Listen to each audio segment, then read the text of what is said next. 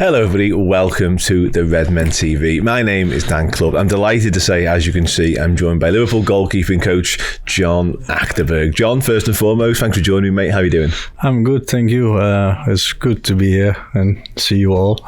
That's our pleasure, it really is. Thank you so much for coming in. It's much appreciated as ever. I mentioned Liverpool goalkeeper coach there. Not for much longer, mate. You decided to leave the club. We're going to go through your time with the Reds in a bit more detail as we go along. Joined in 2009 in the June after making a short trip across the Mersey from Tranmere Rovers. I mean, first and foremost, what was your driving factor behind joining Liverpool when you first came? Was it just an opportunity you couldn't turn down, Liverpool Football Club? My coaching was my passion always anyway. So I did already goalie coaching when I'm playing in Holland and started my goalkeeping coaching. I think I was 24. I was starting coaching local amateur team, the under-9s to the first team. And then I did the academy in Eindhoven where I was playing up to the reserves. I did all that and was already doing some outfield coaching batches in Holland. Went to Tranmere and obviously I did already goalkeeping schools there and all that stuff. And and it was as a player the same. You want to be the best in what you do and, looking at things and you try to improve. And I wrote my own youth plan on paper and I started already probably in my first 2 years, but Tranmere didn't want me to do too much on the coaching side, so I had to wait a little bit. But then I think from, 32, 31, I started doing the academy, but I did in the night time like local courses at the goalkeeping school in Netherlands, one in North Wales and one in Leverkusen in Birkenhead. And then I try to teach everyone, goalkeepers, girls, boys, to improve their skills. And if I saw a good one, I took it to Tranmere and I did some goalie days in the school holiday and stuff like that. So I was like, in the end, my last 3-4 years in Tranmere was goalkeeping coach, goalkeeping coach really. And I did all the A licenses already and the goalkeeping A license. So I was pretty much finished with what I needed. And then obviously I got the offer to come and start in the academy on the 21. It was then and the whole academy to do on the 9s to the reserves and oversee everything. And Benitez was the manager and Xavi Valero the goalie coach, and they put me in the job. And obviously when you're there, you try to help the goalies and try to improve everyone, and that's what you do, no? Yeah, absolutely. Yeah, I mean, you mentioned Rafa being manager there. Obviously, one of the first keepers you would have worked with would have been Pepe Reina from a senior standpoint. True. What was it like working with him? Bit of a maverick character? No, Pepper was really cool with me. I think we had Pepper, Carvalho, or was his name? Cavalieri was still there. He left after the 2 or 3 weeks pre-season. Obviously, Gulaxi was there, and then Martin Hansen, Di Bozanes, and Martin from he was with MK. Oh yeah, I know what you mean. Yeah. So you work with all of them and you try to, from your playing career as well as the coaching you do, to help them and make it work, really, to be honest. And I think I had to, in my first year already do, 1 or 2 sessions because Xavi was ill or he wasn't there, which was no problem. And then obviously they left in the summer. And then Roy Hodgson came in and I was away, and then somebody texted me, you might have to start with the first team.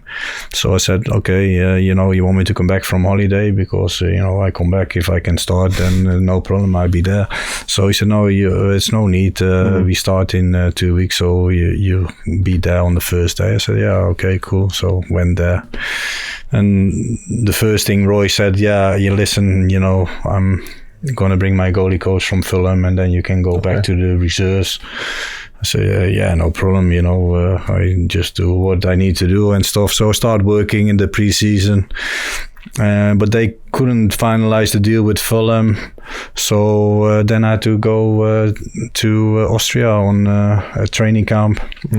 So I was working with all the goalies and stuff, and then Roy said on the way back, I like all your work, and I think I like you to stay and be the assistant of Mike Kelly and help him, so I said, for me, no problem. I don't know how it works, but my job is in the reserve, so we need to sort it out, find out the way. So, but basically, I obviously started then with the first team, but still did all the academy nighttime. So I trained in the morning with the first team, went to the academy straight after that, and stayed there every night till 8. So I did basically 24/7, which was all right. And then Komoli gave me videos to watch some goalies, and then obviously next to it I come home, I'm watching videos of goalies. At that time we still had videos, believe it or not.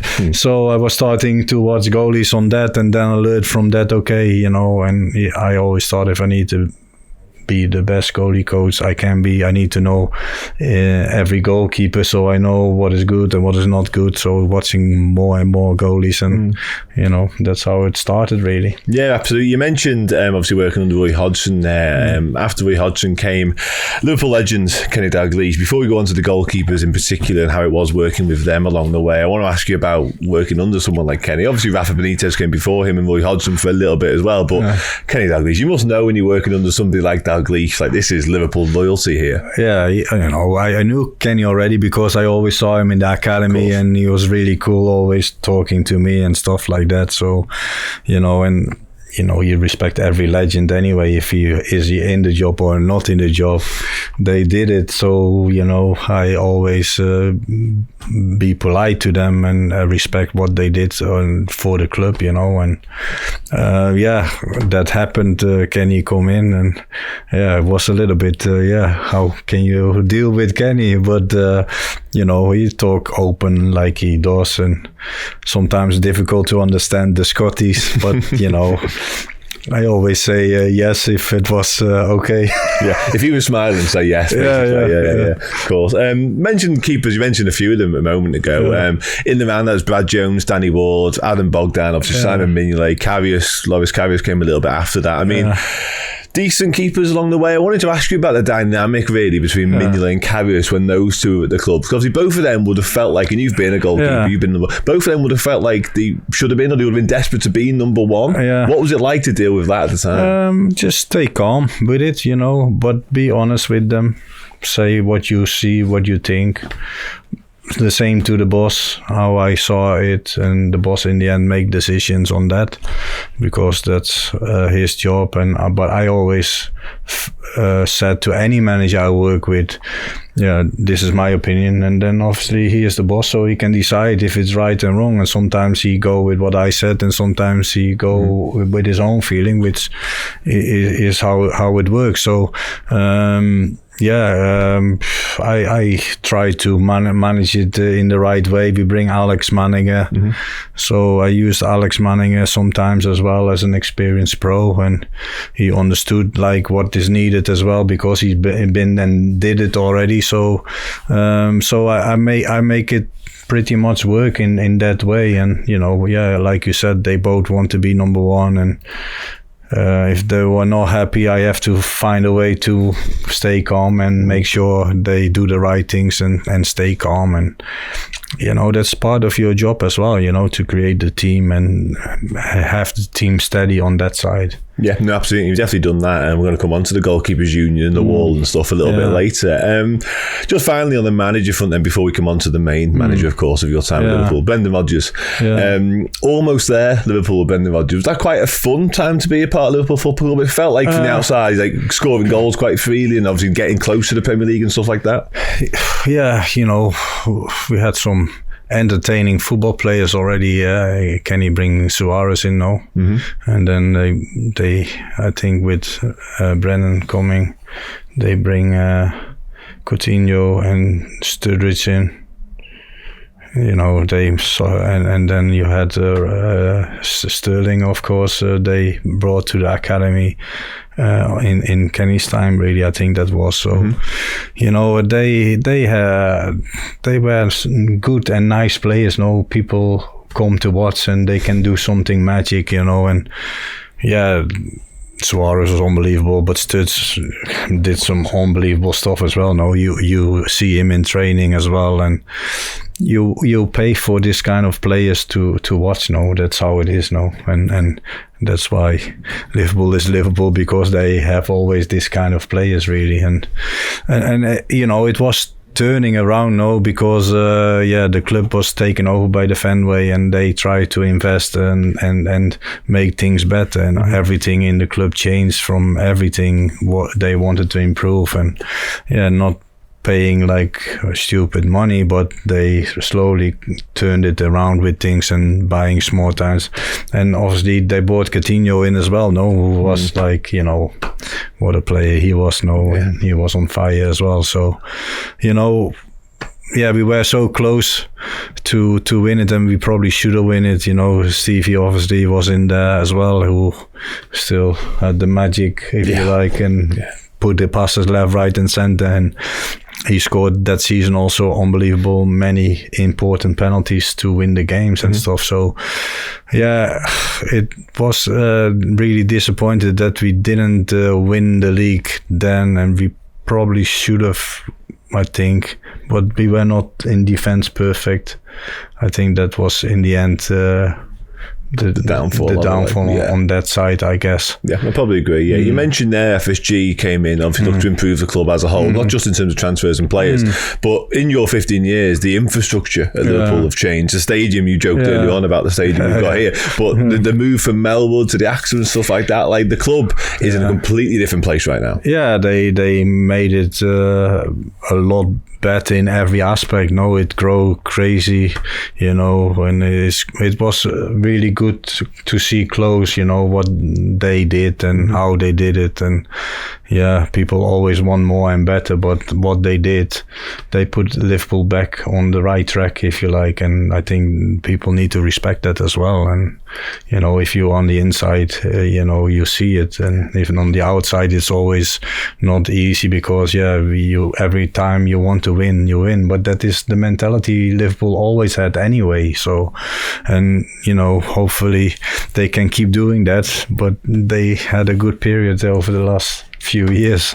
Yeah, we certainly did, and a lot of it is thanks to the man we're about to talk about. Jurgen Klopp arrived after obviously Brendan Rodgers left the football club, and you said about Jurgen Klopp once that it's like you'd known him for 10 years when you first met him. What is it about him that makes him so special in that way, so unique? Yeah, but you know, you can just talk with him about everything, and he likes to talk about everything, although in my situation he knows that if he talks with me, it's 99% about just goalkeepers, really. So, but you know, he is so humble to every people, and he talks to every people. But he is also can be really okay. I want this, and this, you know. And for the players, that's really important. You need to know, okay, this is happening. This is how we do it, and you know, the structure he put in the team, the way of play, the fight, the intensity.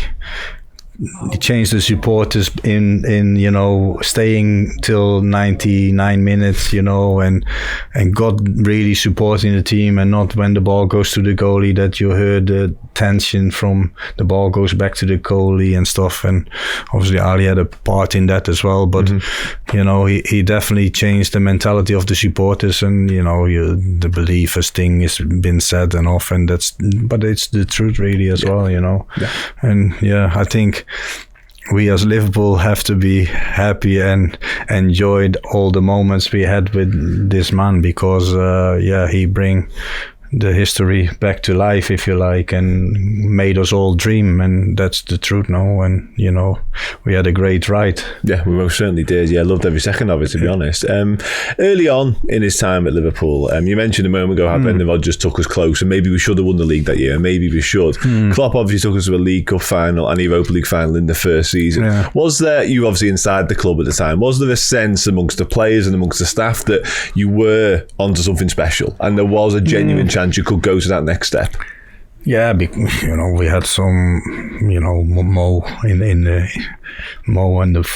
the hunger he was, and Sadio and Bobby, the magic three, if you want to put it like that. But and then don't forget the midfield, the English guys, Millie, Hendo, Lallana, and Fabinho, all were in the top of the years. But the team was a team, they all fighting with each other. I didn't talk about any defenders, no, of course, because, Robbo and Trent have been unbelievable, and Virts, Matip, and Konate a bit later coming in and stuff, and then obviously Ali made a lot of the difference to help out as well, and I don't know if I forgot any players, but we had a lot, and obviously Divock is coming with the magic touch if he needed to come on, but there was a team, and there was belief, and there was everyone knew what the job was, and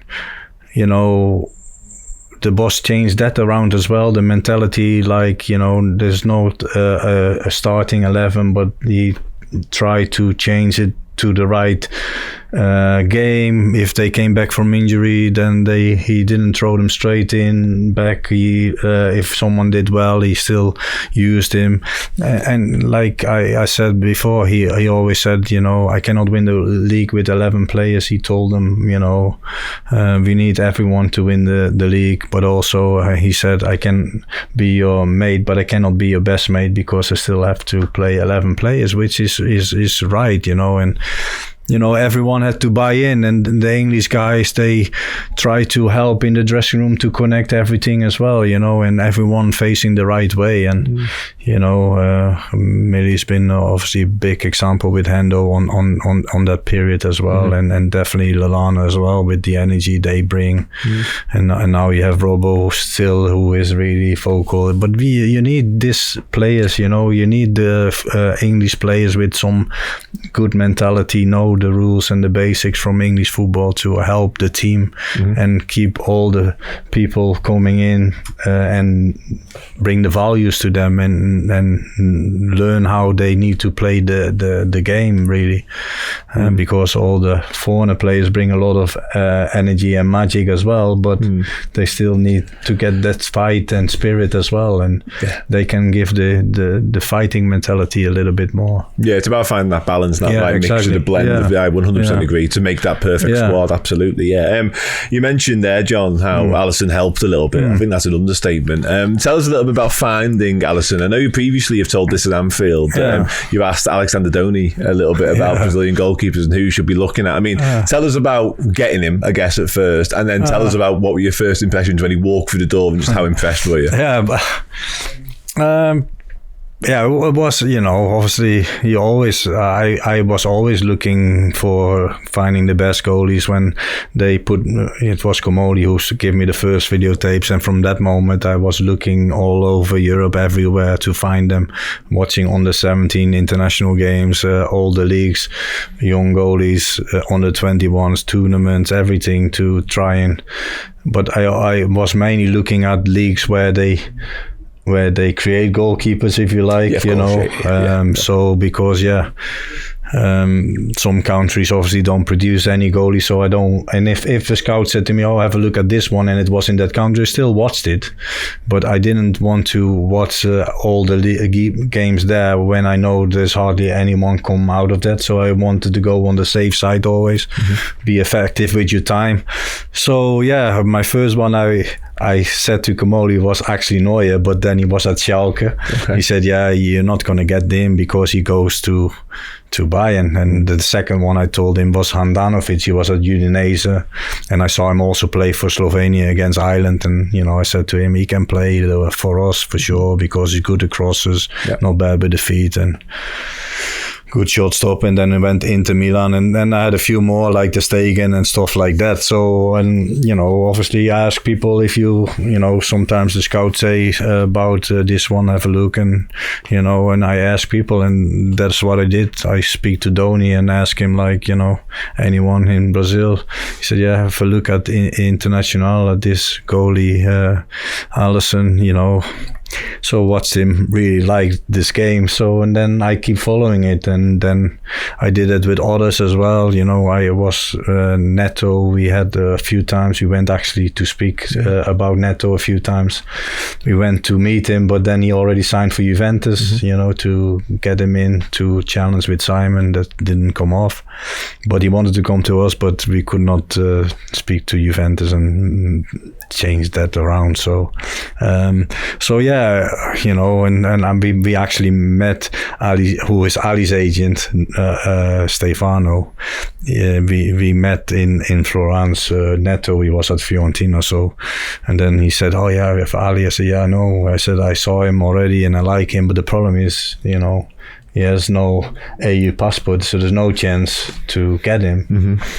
So he knew that, and he said, "Oh yeah, I tried to get him in Italy." So he went to Rome. So, but when he go to Rome, he was the number 2 behind Szczesny. So, but I watched every League Cup game because then he was playing, and in pre-season we played him, and Ali was in goal. So the boss said to me, "Oh, you know, this goalie is good." I said, "Yeah, I told you about him. So, you know, I really like him, and you know, so and that was it." But I keep obviously going and watching and stuff like that. Yeah, and then in the end, obviously, things happened, and we want to sign a goalie. And, you know, obviously, when the club is interested in a goalie, then the recruitment guys, they make a video and they show the good things and the bad things and stuff like that. And I made always a list, you know, for the boss. And when we had a recruiting meeting with keepers, I think can be number 1 for us, who can be number 2 and number 3. Obviously, the number 1s are not very big because, you know, you can give me 10 clubs. And that's what I said when we had Simon. People were so negative. But I said, yeah, but you can give me 10 clubs in 5 seconds. But you cannot give me 10 top goalies. Yeah. And, you know, you need to be proactive with it, but you also have to be lucky because at the moment when we decide to get Ali, I said, "Boss, we have to be quick now because Courtois going to Madrid. If he is gone, then Chelsea for sure want to jump in." So when somehow we managed it, we spoke to Ali's agent already in January, and then the club decided to do it. And obviously the boss speaks to Ali and make him convinced, because that's always what happens. The boss probably speak to the players, and he's really good. You know, like I said, he gives you that feeling that, you know, you're unbeatable and you can win everything with him. So, and he showed it, to be fair. Yeah, well, people buy into it, don't they? When you speak to Jurgen, people buy in. Yeah, you know, he can get players over the line for sure. So. Yeah, and he's done it time and time again, and he speaks about it as well. Yeah, I think from his point of view, it's like getting to know the person, not just the footballer. But you're right, as a footballer, if you're sat in front of Jurgen Klopp speaking, you're going to want to play for him, aren't you? Obviously, that's the situation. No? Yeah, exactly. Yeah. So when he arrives, then Alisson, and you've seen him a lot, watching him, but when he arrives and he's in training, then you're working with him. What do you think then? Yeah, so we were in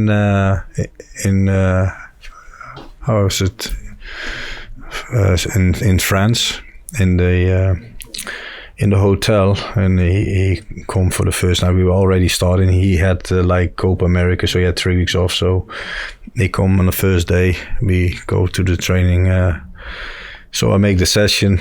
So I'm in the session, and I think, I have to slow a little bit down because the tempo is high, and I see he's a little bit tired. So I changed a little bit, took a little bit off, and then we go to the games.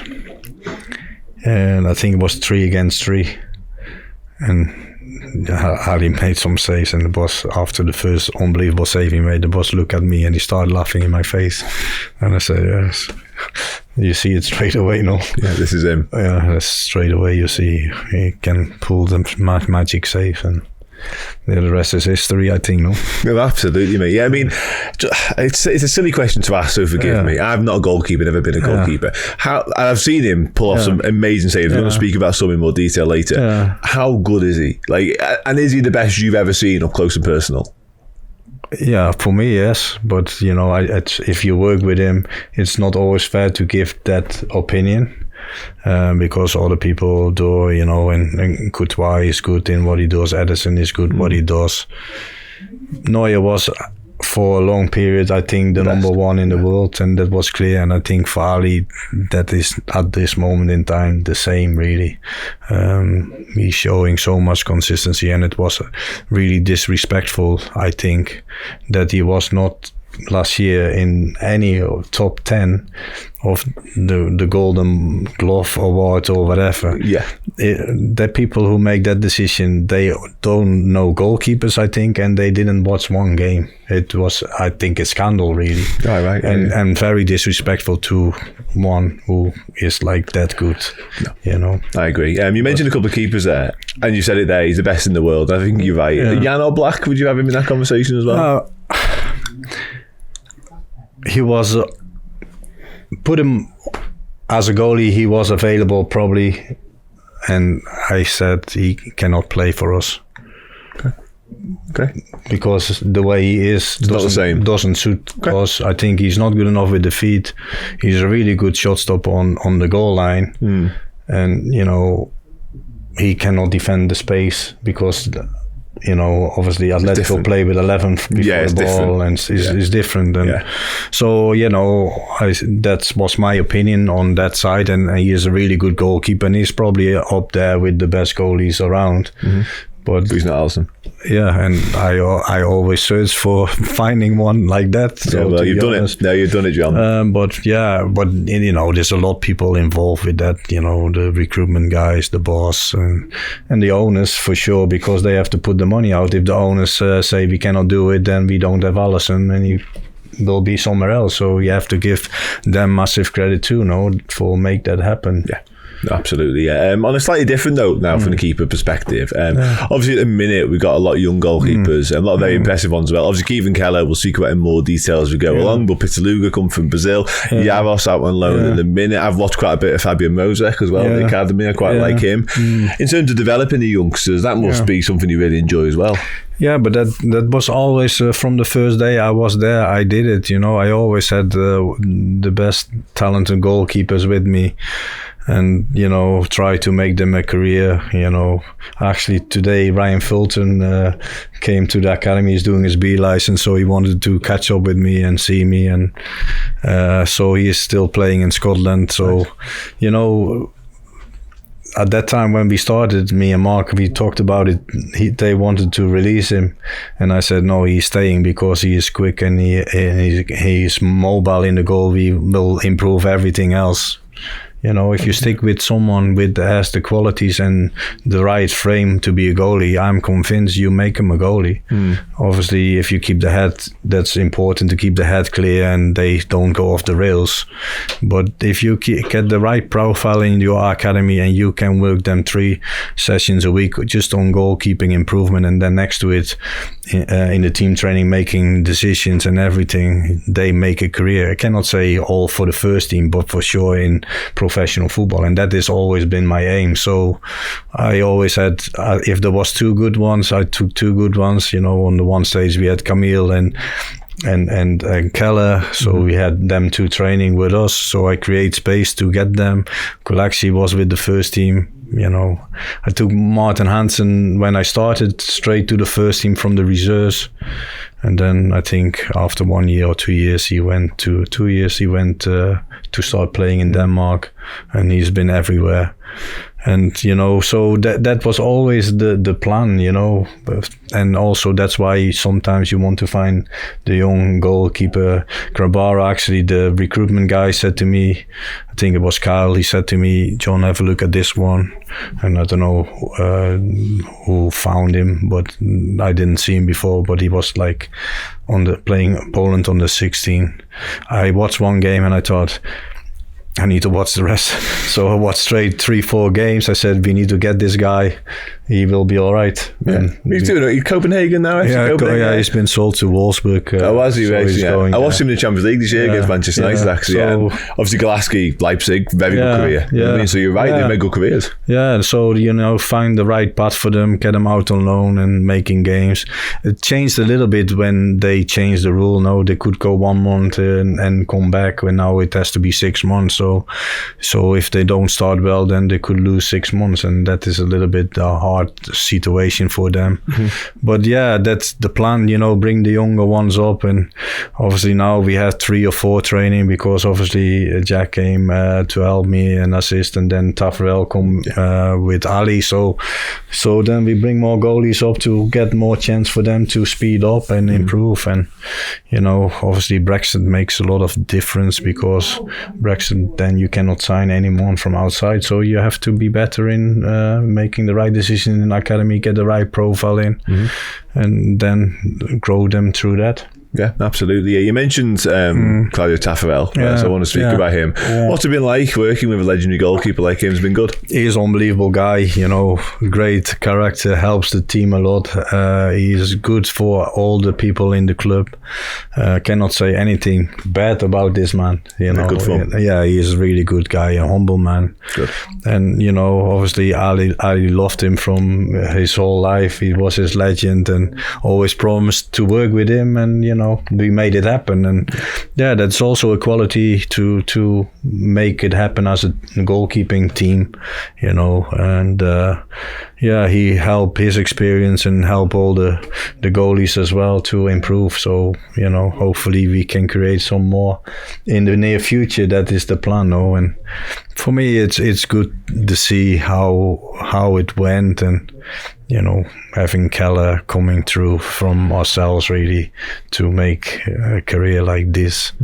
I probably think I leave probably the best goalkeeping squad in maybe Liverpool history with 2 top goalies. I don't think that happened too much often, but it's nice to be in part with it. And yeah, absolutely. Well, that's special. You said it there. Like even Kelleher, he's a top class goalkeeper. Yeah. He's just behind Alisson, Becker. Yeah. I want to talk about him. Obviously, you were the one who made sure he got his place on the goalkeeping wall at the Axe. In terms of that importance of recognising success and the togetherness of the goalkeepers, the group that you've got, is that something you're most proud of, would you say, of your time at Liverpool? Yeah, but in the end, the boss made it happen, because the boss decided if he plays or not play. Very true.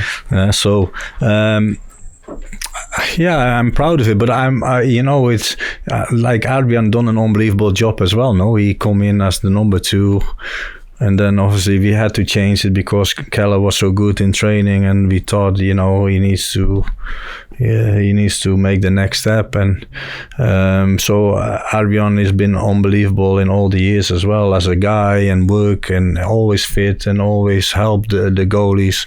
So, and to have them on the wall in the end has been amazing as well. That doesn't happen much. You have 3 goalkeepers in one generation winning all a major trophy or 2, and yeah, that's something the club can be proud of, and all the goalie coaches who worked with them, even, Mark and Taff in the academy, they always worked all the years in and out with all the young goalies as well before I took them off them. So they need a lot of credit, and Bavel came later as well to join them. So, and obviously Taff and Jack working with the first team help all the goalies too. So, they all need the credit too, and we need to enjoy it how long it's there. No, absolutely, mate. Yeah, 100%. Speaking of enjoying things as well, there's been some trophies along the way: Premier League, Champions League, Super Cup, domestic cups as well, Club World Cup thrown into that, and some of the games you've been a part of, you've witnessed. Any particular standout trophy wise or game wise? Do you think that was the one you really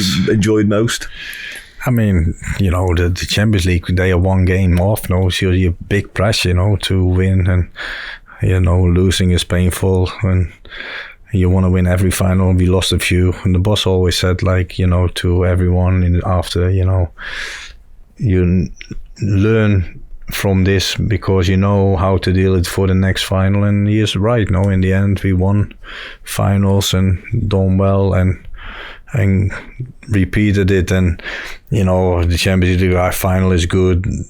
The league to win after 30 years is amazing. We just painful that we could not celebrate it with all the people, because I think it would have been the best celebrations we ever could imagine. It would overtook the Champions League final win for sure.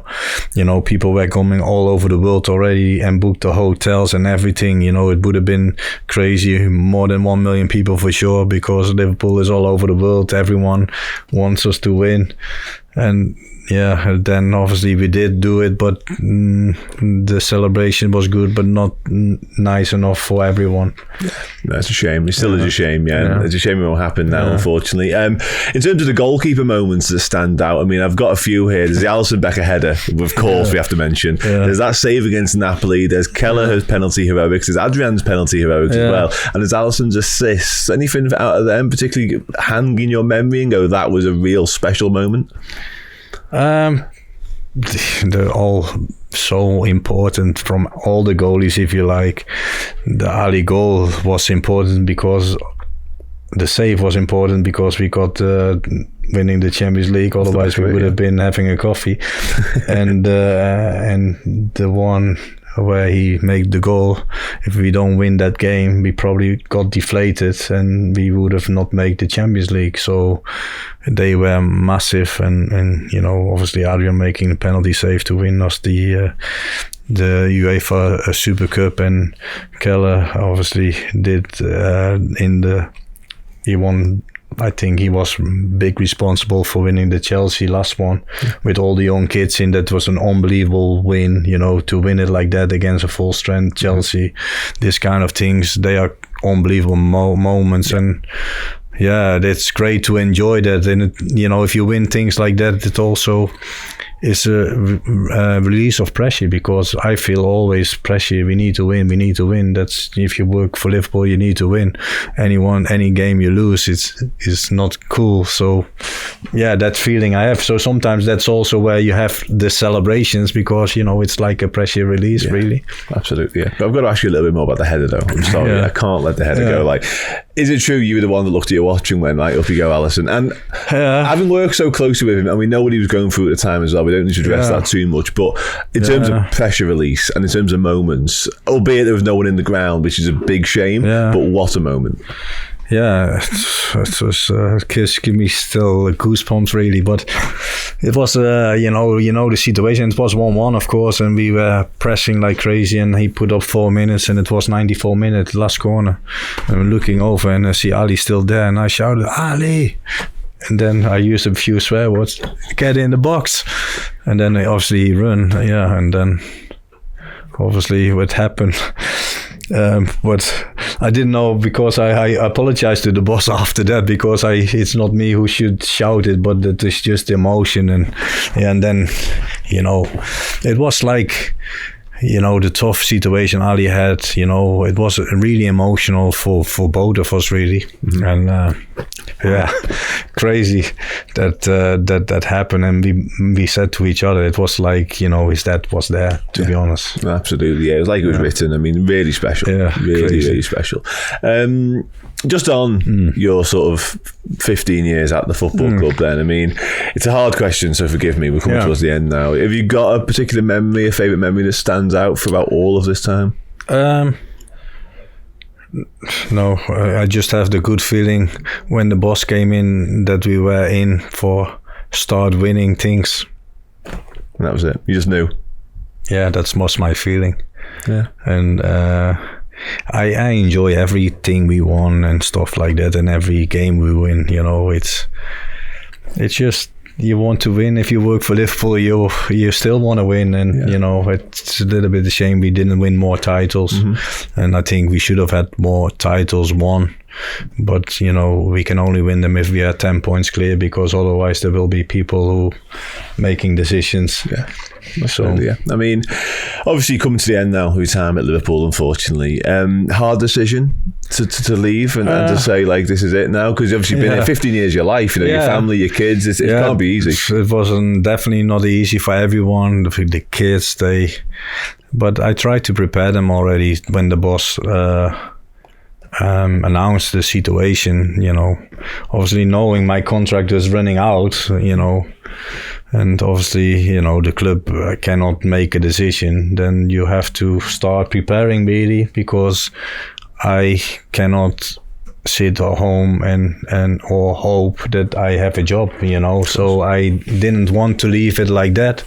So yeah, obviously I've been speaking to different people and see if there was opportunities, and I cannot have no job, so that's what you do in the end. And it's been an unbelievable time and great memories. I'm not one for looking back, to be honest, and I don't know how to, but I would definitely love to be on the other side with the supporters, to go to the game and enjoy to watch the football of us and winning games. I never been on that side really, but I do want to do that in the future, and my kids would want to love to keep going, because they're all Reds. They've been, I think the youngest was 3 and the oldest was 8, and then I went, so, and they've been nearly every game with us as well, so for them it's really emotional as well. So but I can only thank everyone in the club, all the owners, the people I work with, unbelievable people I worked in the club, the ones who left, the ones who are still there. I cannot say one bad thing really. You need to enjoy the time you had, and never had this dream, but you can only be happy with it. Hey, thank you so much for checking out the content today. If you want to get your name in and amongst these wonderful people, then head to redmenplus.com. Join as a Legend tier subscriber. You're going to get free merchandise codes. You're going to get in our Discord, and you're going to get your name at the end of YouTube videos. Yes, redmenplus.com, Legend tier status.